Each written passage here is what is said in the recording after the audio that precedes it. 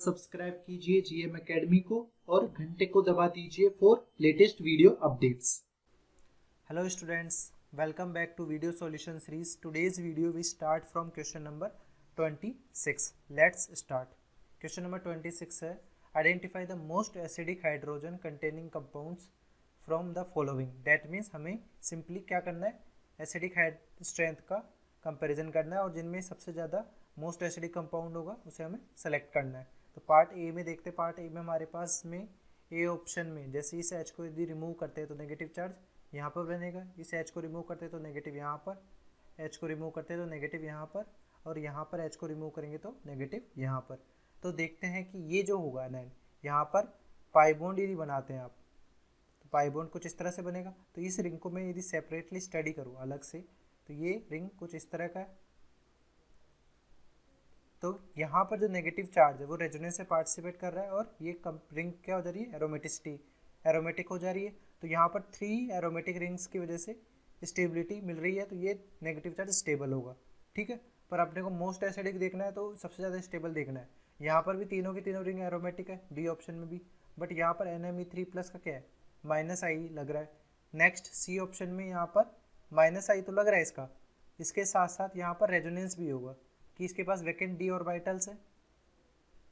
Vacant D orbital की वजह से नेगेटिव चार्ज इसके वैकेंट डी को अपना लोन पे डोनेट कर देगा। तो यहाँ पर क्या होगा, डी ऑर्बिटल रेजोनेंस भी होगा जिससे नेगेटिव चार्ज और फर्दर स्टेबलाइज होगा। नेक्स्ट यहाँ पर देखते हैं तो यहाँ पे कार्बन पे प्लस यहाँ पर दोनों बेंजीन रिंग में ये रेजोनेंस के थ्रू डी लोकलाइज्ड होगा। तो सबसे ज़्यादा जो स्टेबल एनायन है यहाँ पर वो है सी, क्योंकि यहाँ पर डी ऑर्बिटल रेजोनेंस भी है और 3 बेंजीन रिंग्स एरोमेटिक भी है। तो सबसे ज़्यादा स्टेबल हो जाएगा यहाँ पे सी, देन इसके बाद में बी क्योंकि यहाँ पर -I लग रहा है NMe3+ का, देन ए क्योंकि ए में हमारे पास 3 एरोमेटिक रिंग्स है और इसके बाद डी, तो डी में हमारे पास सिर्फ 2 ही एरोमेटिक रिंग है जिनमें नेगेटिव चार्ज डी लोकलाइज्ड हो रहा है। तो इस तरह से हमने एसिडिक स्ट्रेंथ का ऑर्डर लिख लिया। नेक्स्ट बी में देखते हैं, तो बी में हमारे पास जो एसिडिक स्ट्रेंथ चेक करने के लिए अपने हाइड्रोजन निकालना है, नेगेटिव चार्ज बनेगा यहाँ पर बनेगा, फिर नेगेटिव चार्ज इसमें यहाँ पे बनेगा, इसमें नेगेटिव चार्ज यहाँ पे, और इसमें नेगेटिव चार्ज देखेंगे तो यहाँ पर। तो यहाँ पर मैं देख रहा हूँ कि ये जो नेगेटिव चार्ज है ये दोनों ग्रुप इसके लिए क्या हो जाएंगे, -M ग्रुप। इसी तरह से यहाँ पर भी ये -M ग्रुप की तरह ही बिहेव करेंगे क्योंकि इन दोनों में नेगेटिव चार्ज रेजोनेंस के थ्रू पास हो रहा है। बट यहाँ पर इस नेगेटिव चार्ज में ये -M है और ये -M की तरह नहीं, ये ओनली -I शो करेगा, ठीक है। यहाँ पर मैं देखूँ तो ये भी -M शो करेगा बट ये -I शो करेगा, -I के ऑर्डर। तो सबसे ज़्यादा जो एसिडिक होगा वो एक्टिव मिथाइलिन ग्रुप होगा जहाँ पर दोनों तरफ -M ग्रुप जुड़े हुए हैं क्योंकि यहाँ पर सबसे ज़्यादा स्टेबल एनायन होगा। तो यदि एसिडिक स्ट्रेंथ का मैं कंपैरिजन करूँ सबसे ज़्यादा होगी बी में, देन सी में। ऐसा क्यों, क्योंकि यदि -I का मैं ऑर्डर लिखता हूँ तो सबसे ज़्यादा -I जो होगा वो होगा COCH3 जैसे यहाँ कीटोन का, देन होगा एस्टर का। यहाँ पर ET है, Me कुछ भी लगा सकते हैं। तो यहाँ पर कीटोन का -I ज़्यादा है तो ज़्यादा स्टेबिलिटी होगी, कम। यहाँ पर एस्टर दिया हुआ है तो इसका -I भी दिया हुआ है तो इसका थोड़ा लेस होगा। तो सबसे पहले ज़्यादा एसिडिक हो जाएगा बी, देन सी। इसके बाद में हमारे पास यहाँ पर ये तो सेम है -M, तो ए और डी में बस यहाँ पर डिफरेंस जो आ रहा है वो -I की वजह से आ रहा है। तो -I यहाँ पर एस्टर का है, यहाँ पे कीटोन का है। किसका ज़्यादा होगा, कीटोन का, तो थर्ड पोजीशन पे आ जाएगा ए, देन डी। तो इस तरह से एसिडिक स्ट्रेंथ ऑर्डर अपन ने पार्ट बी का भी लिख लिया। नेक्स्ट पार्ट सी में देखते हैं, तो यहाँ पर भी क्या करना है, एच को रिमूव करना है, नेगेटिव चार्ज लगाना है सब जगह। तो इस तरह से नेगेटिव चार्ज लगा दीजिए और अब इन पे जो ग्रुप जुड़े हुए हैं उनका इलेक्ट्रॉनिक इफेक्ट देख लेते हैं। यहाँ पर सिर्फ -I होगा क्योंकि मेटा पोजिशन पे इसका +M होगा जो कि डोमिनेट करेगा इसके -I से। यहाँ पर इसका -M और -I दोनों लगेगा। यहाँ पर इसका हाइपर कॉन्जुगेशन लगेगा, प्लस हाइपर कॉन्जुगेशन, और कितने अल्फा-H है, 2 अल्फा-H है जो डायरेक्टली रेजोनेंस से इसको अनस्टेबलाइज करेंगे नेगेटिव चार्ज को। तो इसकी सब एसिडिक स्ट्रेंथ का ऑर्डर जो होगा सबसे ज़्यादा कहाँ होगा, यहाँ पे होगा बी में, क्योंकि बी में नेगेटिव चार्ज सबसे ज़्यादा स्टेबल होगा due to -M of NO2 group. Then D हो जाएगा क्योंकि यहाँ पर -I लग रहा है NO2 का। अब यहाँ पर रेजोनेंस सी और ए में यहाँ पर मिजोमेरिक इफेक्ट लग रहा है, यहाँ पे सिंपल हाइपर कॉन्जुगेशन।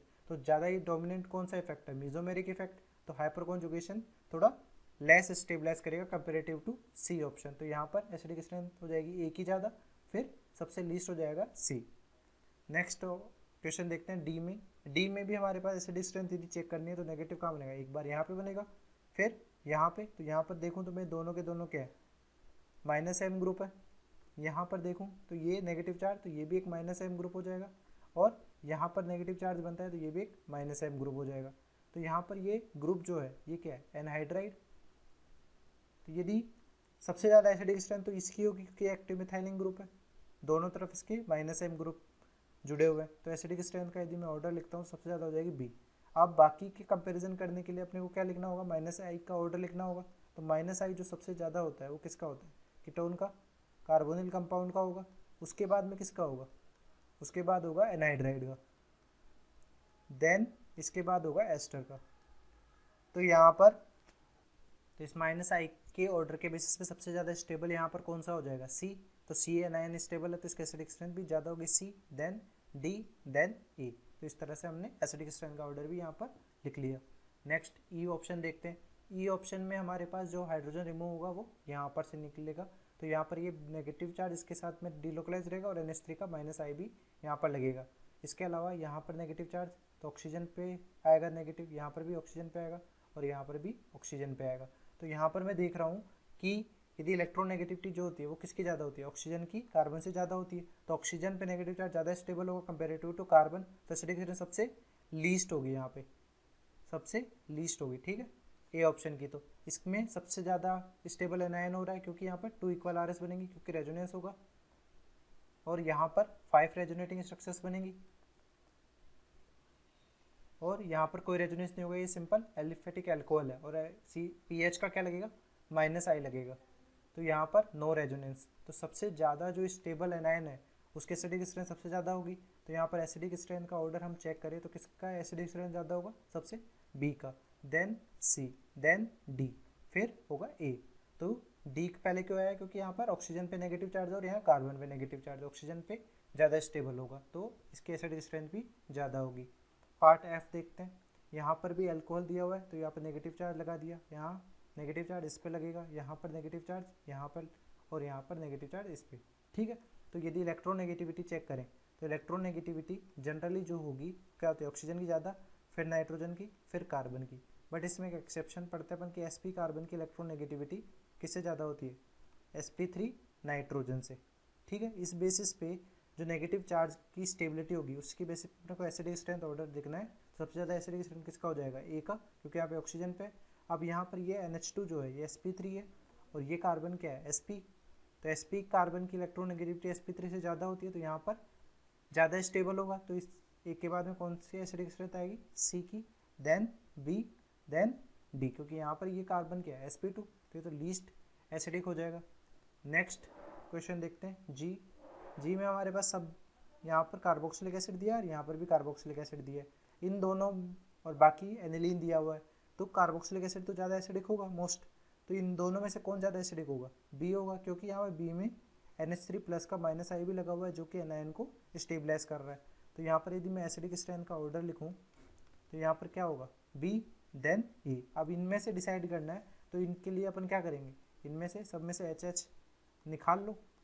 यदि HH निकाल लिया अपन ने तो यहाँ पर क्या बनेगा, यहाँ पे बनेगा एनिलीन और यहाँ पे बनेगा ये साइक्लोहेक्सेन एमाइन। तो इन दोनों में कंपैरिजन करूँ तो कौन सा ज़्यादा स्ट्रॉन्ग बेस है, यहाँ पे लोन पे डीलोकलाइज्ड है, यहाँ पे लोन पे लोकलाइज्ड फॉर्म में। तो लोकलाइज्ड है ये, तो कंपेरेटिवली क्या होगा, बेसिक स्ट्रेंथ इसकी ज़्यादा होगी तो ये हो जाएगा स्ट्रॉन्ग बेस और ये हो जाएगा वीक बेस। तो जो स्ट्रॉन्ग बेस होता है उसका कॉन्जुगेट एसिड जो होगा यानी H+, तो वो वीक एसिड होगा, और वीक बेस का जो कॉन्जुगेट होगा वो क्या होगा, स्ट्रॉन्ग एसिड। तो इन सी और डी में से आपने डिसाइड कर लिया कि कौन सा ज़्यादा एसिडिक होगा, सी ज़्यादा एसिडिक होगा तो सी यहाँ पे आ जाएगा, फिर डी हो जाएगा। तो इस तरह से हमने एसिडिक स्ट्रेंथ का ऑर्डर लिख लिया by knowing their conjugated base. Next question है पार्ट एच। पार्ट एच में हमारे पास ए ऑप्शन दिया हुआ है, तो इन सब में भी एल्को फिनोल है, फिनोल के नेगेटिव चार्ज लगाना है और जो भी ग्रुप जुड़े हुए हैं उनके इलेक्ट्रॉनिक इफेक्ट्स देखने। तो NO2 हमारे पास यहाँ पे ओनली माइनस आई हो जाएगा। यहाँ पर इन दोनों में देखें तो इन दोनों पे हमारे पास माइनस एम और माइनस आई शो करता है। इस NO2 पे minus M minus I show कर रहा है, यहाँ पर ये -I शो कर रहा है ओनली, और यहाँ पर -M और -I शो कर रहा है। ठीक है, तो एसिडिक स्ट्रेंथ यदि कंपैरिजन करनी हो तो सबसे ज़्यादा स्टेबल जो होगी वो कहाँ होगी, सी के ऑप्शन में होगी, क्योंकि यहाँ पर दो ग्रुप -M ग्रुप जुड़े हुए हैं। फिर हमारे पास A जुड़ा हुआ है जिसमें -M ग्रुप जुड़ा हुआ है, और एक NO2 -I भी जुड़ा हुआ है। नेक्स्ट हम देखेंगे B और D में, B और D में एक एक NO2 ग्रुप जुड़े हुआ है, बट यहाँ पर B में पैरा पोजिशन पे जुड़ा हुआ है और ये -M इफेक्ट शो कर रहा है। तो इसके बाद आ जाएगा B देन D। तो इस तरह से एसिडिक स्ट्रेंथ का ऑर्डर अपन ने लिख लिया। नेक्स्ट देखते हैं I में हमारे पास यहाँ पर एसिडिक स्ट्रेंथ चेक करना है, तो हाइड्रोजन क्या करेंगे, यहाँ से रिमूव करेंगे तो नेगेटिव चार्ज यहाँ पे बनेगा, यहाँ पर भी नेगेटिव चार्ज बनेगा, ये नेगेटिव चार्ज बनेगा और यहाँ पर भी नेगेटिव चार्ज बनेगा। तो नेगेटिव चार्ज को देखें तो यहाँ पर रिंग को इन्होंने क्लोज कर रखा है, तो यहाँ पर प्लेनरिटी अटेंड होगी, ये मोस्ट प्लेनर होगा, मोस्ट प्लेनर स्ट्रक्चर होगा। दैट मीन्स जो नेगेटिव चार्ज है वो तीनों बेंजीन रिंग में कंप्लीटली डीलोकलाइज्ड होगा। दैट मीन्स यहाँ पर जो रेजोनेंस होगा वो इफेक्टिव और मोर रेजोनेंस होगा नेगेटिव चार्ज की वजह से। तो सबसे ज़्यादा स्टेबल यही होगा, तो इसकी एसिडिक स्ट्रेंथ हाईएस्ट होगी यहाँ पर। तो एसिडिक स्ट्रेंथ का यदि ऑर्डर लिखें तो हमारे पास सबसे ज़्यादा बी हो जाएगा। इसके बाद में हमारे पास रेजोनेंस में जा रहा है नेगेटिव चार्ज यहाँ पे, बट यदि एक रिंग के साथ नेगेटिव चार्ज रेजोनेंस में जा रहा है तो बाकी रिंग जो है वो फ्री हैं इस सिंगल बॉन्ड के अलोंग कि रोटेट कर जाए, तो पैरेलल वो दोनों रिंग रेजोनेंस में पार्टिसिपेट करे या नहीं करे, ये दोनों पॉसिबिलिटी अवेलेबल है। तो यहाँ पर थोड़ा लेस रेजोनेंस होगा comparative to B option, compare to B. So compare to B less resonance होगा, तो इसकी एसिडिक स्ट्रेंथ थोड़ी लेस होगी, बट कम इनसे तो ज़्यादा होगी क्योंकि यहाँ पे तो रेजोनेंस स्टेबिलिटी है, तो बी के बाद ए हो जाएगा। अब यहाँ पर सी और डी में हमें डिसाइड करना है कि किसकी एसिडिक स्ट्रेंथ ज़्यादा है। तो सी और डी की एसिडिक स्ट्रेंथ के लिए अपन क्या कर सकते हैं कि इनकी बेसिक स्ट्रेंथ चेक करें। तो यहाँ पर क्या होगा, कार्बोनाइल में फ्लिपिंग होती है, तो यहाँ पर ये फ्लिपिंग होगी और यहाँ पर ये लॉक होने की वजह से फ्लिपिंग नहीं होगी, नो फ्लिपिंग। तो फ्लिपिंग नहीं होने की वजह से इसकी बेसिक स्ट्रेंथ क्या होगी, ज़्यादा होगी, इसकी बेसिक स्ट्रेंथ मोर होगी। यदि इसकी बेसिक स्ट्रेंथ ज़्यादा होगी तो ये क्या होगा, मोर बेसिक या स्ट्रॉन्ग बेस बोल सकते हो इसको, और ये फ्लिपिंग होने की वजह से लोकलाइज डीलोकलाइज रहेगा, जो भी इसका नेगेटिव चार्ज या लोन पेयर है डीलोकलाइज फॉर्म में रहेगा, तो ये थोड़ा वीक बेसिक होगा। अब ये सब क्या है, एनायन है जो किससे बने थे, एसिड से एच रिमूव करने के बाद में, तो इनके जो कॉन्जुगेट एसिड्स बनेंगे, कॉन्जुगेट वीक बेस का कॉन्जुगेट क्या बनता है, स्ट्रॉन्ग एसिड, इसका वीक एसिड। तो हमारे पास जो दिए हुए थे वो एसिड फॉर्म में तो दिए हुए थे, तो सी का क्या बन रहा है, स्ट्रॉन्ग, और डी का वीक एसिड। तो हमारे पास आ गया कि एसिडिक स्ट्रेंथ किसकी ज़्यादा होगी, सी की देन डी की। तो ये हमारे पास एसिडिक स्ट्रेंथ का ऑर्डर हो गया पार्ट आई का। नेक्स्ट क्वेश्चन देखते हैं। 27 में हमारे पास यहाँ पर एक स्ट्रक्चर दिया गया है और उनमें हाइब्रिडाइजेशन चेक करना है।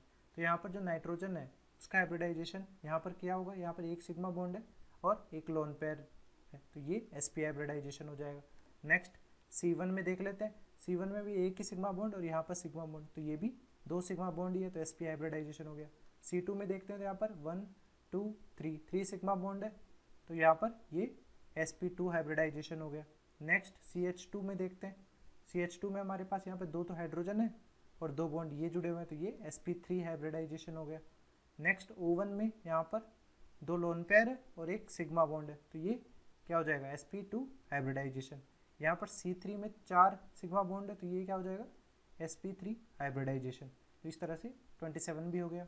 नेक्स्ट देखते हैं 28, predict the direction of the following equilibrium. तो ये इक्विलिब्रियम हमें चेक करना है। तो यहाँ पर क्या हो रहा है कि ऑप्शन ए में यहाँ पर ये जो बॉन्डेड इलेक्ट्रॉन है ये H इस बॉन्डेड इलेक्ट्रॉन को लेकर कैसे जाएगा, H माइनस के फॉर्म में जाकर किसके साथ रिएक्शन कर रहा है, इसके साथ, और क्या बना रहा है, PH3C और H, ये बॉन्डिंग कर लेगा क्योंकि यहाँ प्लस है और यहाँ पे माइनस आ रहा है, दोनों बॉन्ड बना लिए, तो इससे क्या बन रहा है, ये कंपाउंड बन रहा है। तो ये जो कंपाउंड है इसे यहाँ पर 6 पाई इलेक्ट्रॉन सिस्टम है और ये एरोमेटिक भी बन रहा है, इससे हम क्या बोलते हैं, ट्रोपिलियम आयन भी बोलते हैं। तो ये क्या बन रहा है, एरोमेटिक बनने की वजह से स्टेबल बन रहा है, और इनिशियली हमारे पास ये जो कंपाउंड था क्या था, नॉन एरोमेटिक। तो रिएक्शन में हमें फर्दर फॉरवर्ड जाने पे स्टेबल एनायन का फॉर्मेशन हो रहा है, दैट मीन्स रिएक्शन क्या होगी, फॉरवर्ड डायरेक्टिंग होगी। ठीक है। तो यहाँ पर रिएक्शन हो जाएगी फॉरवर्ड डायरेक्शन, क्योंकि फॉरवर्ड डायरेक्शन में अपने पास स्टेबल एनायन का फॉर्मेशन हो रहा है। नेक्स्ट ऑप्शन बी में देखते हैं। तो बी ऑप्शन में देखें तो यहाँ पर आप देखेंगे तो ये जो कंपाउंड है ये क्या है, नॉन एरोमेटिक, और यहाँ पर ये जो आयन दिया हुआ है ये है नॉन एरोमेटिक सॉरी। तो एरोमेटिक ज़्यादा स्टेबल होता है नॉन एरोमेटिक से, तो यहाँ पर रिएक्शन किस डायरेक्शन में जाएगी, बैकवर्ड डायरेक्शन में। तो इस तरह से हम डायरेक्शन भी डिसाइड कर सकते हैं कि जिस डायरेक्शन में हमें स्टेबल आयन का फॉर्मेशन होगा उस डायरेक्शन में ही रिएक्शन प्रोसीड करेगी। ओके, या आप ऐसा भी देख सकते हैं कि ये एसिड बेस रिएक्शंस टाइप से भी है। तो एसिड बेस रिएक्शन में आप देखना चाहें तो यदि ये बेस है यहाँ पर और यहाँ पर ये बेस है, तो इन दोनों में ज़्यादा स्ट्रॉन्ग बेस कौन सा होगा, ये स्ट्रॉन्ग बेस होगा और ये वीक बेस होगा। तो रिएक्शन किस डायरेक्शन में जाती है, जिधर वीक बेस का फॉर्मेशन हो रहा हो। ठीक है, तो इस तरह से भी इसको आप कर सकते हैं। 29 match the column first and second. तो यहाँ पर हमारे पास ये जो एसिड दिया हुआ है ये स्क्वेरिक एसिड नाम है इसका। अब स्क्वेरिक एसिड की जो पीके वैल्यू होता है वह किससे ज़्यादा होता है, कार्बोक्सिलिक एसिड से भी ज़्यादा होता है। तो कार्बोक्सिलिक एसिड से भी ज़्यादा इसकी पीके वैल्यू लेस होती है, तो ये ज़्यादा एसिडिक स्ट्रेंथ होगी इनकी कार्बोक्सिलिक एसिड से भी। तो यहाँ पर NaHCO3 किनके साथ रिएक्शन करेगा, जिनकी एसिडिक स्ट्रेंथ H2CO3 से ज़्यादा हो। तो यहाँ पर Pb होगा, Q होगा। फिनॉल एकमात्र ऐसा कंपाउंड होगा जो H2CO3 से लेस एसिडिक होता है, तो इसके साथ रिएक्शन नहीं करेगा। तो ए के साथ हमारे पास रिएक्शन करने वाले कौन कौन से हैं, P, R और S। सोडियम और NaOH और NaNH2 ये सब क्या है, बेस है। तो बेस है तो ये सब के सब एसिडिक एच के साथ में रिएक्शन करेंगे। और यहाँ पर चारों के चारों कंपाउंड क्या है, एसिडिक एच रखने वाले कंपाउंड से, तो साथ में हमारे पास PQRS चारों के चारों ऑप्शन आएंगे कि चारों के चारों रिएक्शन जो होंगे वो इन बेसिस के साथ में रिएक्शन करेंगे, क्योंकि एसिड बेस रिएक्शन सबसे फास्टेस्ट रिएक्शन होती है और ये इजीली कर भी लेंगे। ठीक है, या आप देखना भी चाहें तो यदि सोडियम के साथ में रिएक्शन कराएंगे तो H2 गैस रिलीज होगी। तो फर्दर जो भी कंपाउंड बनेगा वो इनके कंपैरिजन में क्या होगा, वीक एसिड ही होगा। तो वीक एसिड होगा तो रिएक्शन किस डायरेक्शन में जाएगी, फॉरवर्ड डायरेक्शन में जाएगी। नेक्स्ट देख लेते हैं 30 में क्या क्वेश्चन दिया हुआ है कि match the column first and second. यहाँ पर कुछ एसिड्स दिए हुए हैं और यहाँ पे पीके वैल्यू दी गई है, तो इनकी सिंपल एसिडिक स्ट्रेंथ पता करनी है। तो इनमें से H+ जैसे रिमूव करेंगे तो क्या बनेगा, यहाँ पर CH3 C double bond O-। ठीक है, यहाँ पर यदि हम रिमूव करेंगे तो CH2 के साथ में C डबल O- है यहाँ पे और N Me3+ है। ठीक है, यहाँ पर यदि मैं कंपैरिजन करूँ तो यहाँ पर 4 कार्बन के बाद में C डबल O- और यहाँ पर N Me3+ ये ऐसा है। इसके अलावा यहाँ पर C डबल O- और यहाँ पर ये पहले से जो ग्रुप जुड़ा हुआ है C डबल O-। तो ये C डबल O- क्या होता है, +I ग्रुप होता है और ये -I ग्रुप होता है। तो इंडक्टिव इफेक्ट जो होता है डिस्टेंस डिपेंडेंट होता है। तो सबसे ज़्यादा पास में कौन सा है, ये वाला है -I ग्रुप। तो सबसे ज़्यादा एसिडिक स्ट्रेंथ यहाँ पर किसकी हो जाएगी, B की। तो यहाँ पर एसिडिक स्ट्रेंथ यदि मैं लिखूँ सबसे ज़्यादा वो किसकी होगी, B की। देन इसके बाद में होगी C की, देन हमारे पास होगी A की, क्योंकि यहाँ पर जो D ऑप्शन है उसमें तो +I ग्रुप जुड़ा हुआ है जो एनायन की स्टेबिलिटी को कम करता है। तो यहाँ पर इसके बाद में हो जाएगा A, देन हमारे पास आएगा D। तो इसमें यदि हम इसी प्रायोरिटी ऑर्डर से डिसाइड करें तो एसिडिक स्ट्रेंथ ज़्यादा है तो पीके वैल्यू का ऑर्डर क्या होगा, जस्ट रिवर्स हो जाएगा, क्योंकि एसिडिक स्ट्रेंथ का ऑर्डर होगा भाई के का ऑर्डर होगा, के इन्वर्सली प्रोपोर्शनल पीके होता है। तो लेस देन कर देंगे, P less than C less than A less than D। तो यहाँ पर D की सबसे ज़्यादा होगी। तो यहाँ पर सबसे ज़्यादा वैल्यू किसकी है, 5.69 यानी P की। देन इसके बाद में 4.80 यानी S, फिर 4.27 Q और B के साथ में हमारे पास R आ रहा है 1.83 यानी R। तो यहाँ पर हम समराइज़ कर लेते हैं कि A के साथ में क्या आ रहा है यहाँ पे S, B के साथ में हमारे पास यहाँ पे आ रहा है R, C के साथ में हमारे पास आ रहा है Q, D के साथ हमारे पास आ रहा है P। तो इस तरह से हमने इक्वेशन भी कर लिया। Thanks for watching. Hopefully this video solution series helped you out to clear your doubts. Give this video a thumbs up if it is useful for you. If you are new to this channel, make sure to click the subscribe button and bell notification icon so you don't miss latest videos from our video solution series and education related stuff from GM Academy.